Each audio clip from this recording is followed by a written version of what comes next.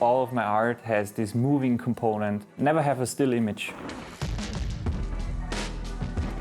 It's like a freeze frame moment where you pause and then you have all the action right in front of you. I never really studied art, so everything I know is self-taught by YouTube and books that I found and also other art peers. And I never really dreamed that something like this would happen because I'm just a hobbyist by heart and never planned to make money with my art, but I had so many cool experiences already. Opa. I always try to be better at everything that I do, and I think the challenge keeps the motivation going, otherwise I wouldn't do it. My husband is a perfectionist, I would say. He is never satisfied with the same level, so to say. So he wants to improve with every illustration. If there is something he doesn't know yet, but he needs a specific skill to continue, he will just teach himself that skill.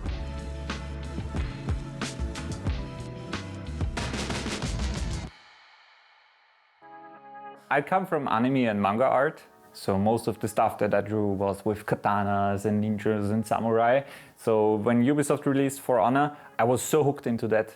And I mostly started to draw game art at that time, For Honor fan art. And then Ubisoft contacted me and said, hey, we saw your For Honor art, it's really, really cool.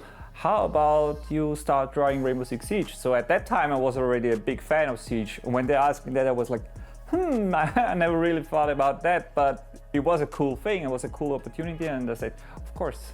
Anime has a big influence on me, I still love to watch anime, and translating that style into characters that we enjoy in the game in Rainbow Six Siege is something that I always try. Sometimes it's harder because characters look so fancy realistically, and then putting them into manga and anime art is a challenge. But it's a fun challenge, and I really enjoy that about making art for Siege. If you go through Vienna with an open eye, you can find art everywhere, and that's also a very inspirational factor for my own art. You have the statues there that are very lifelike. They feel alive even though they're out of marble or stone or whatever. And for my own art, it's very important to me to have the same kind of sensation that I feel when I look at the art in Vienna.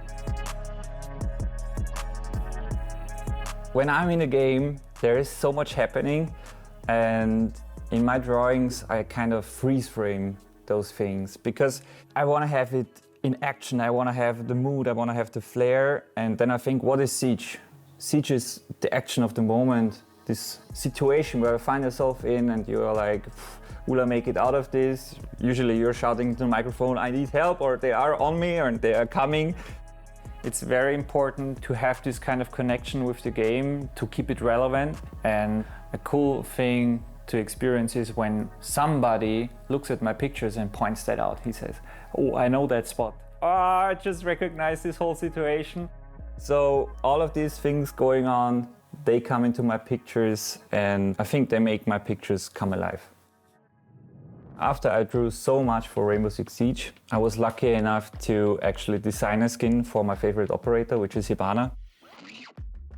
I still remember it very clearly. I was on my way home. I looked at my phone and I was asked, hey, how about you draw something for us? It would be a skin. And it was like the peak of everything I was ever hoping for.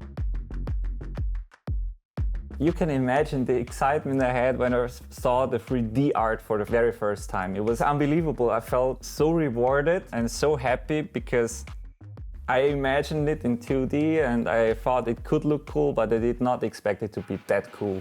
So I thought, okay, that was the peak of my experience with Ubisoft, designing my own skin. But after some time, Ubisoft contacted me again and said, hey, can we have a little chat? I didn't know what to expect. So Ubisoft asked me to join 3 other amazing artists to work on an exciting project, and it was to draw the Siege Invitational promo artworks.